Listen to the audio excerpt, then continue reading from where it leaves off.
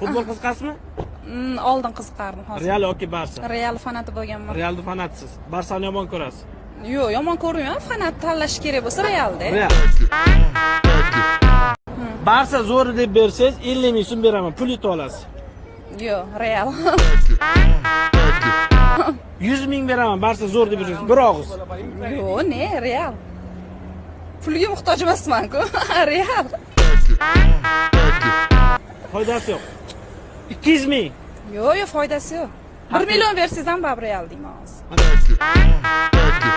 Haqiqiy Real muxlislari bor ekan, pulga sotilmas ekan. Real kuchli, Barsa kuchli. Barsa kuchli aka.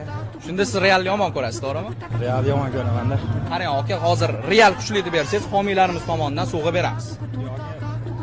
Barsa kuchli. Sovg'anma oldiga aka 50 ming pul qo'shib beraman.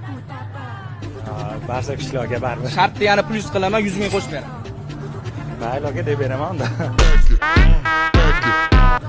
O'ylab ko'ring, komandani aka bitta misol 100 mingga alishtirib yuboryapsiz aka, shu tomonlarni ham o'ylang, yaxshilab. Real nomer 1 bo'p aka. Realdan zo'r yo'q. Eslab qolinglar o'zi. Men qarab turibsizlar, podpiskani bangillatib bosib tashlanglar, Realdan zo'r yo'q ekan. Aka gap yo'q. Mana shu sizga sovg'a, shunda Barsa podarka komanda bo'lib ketyapti.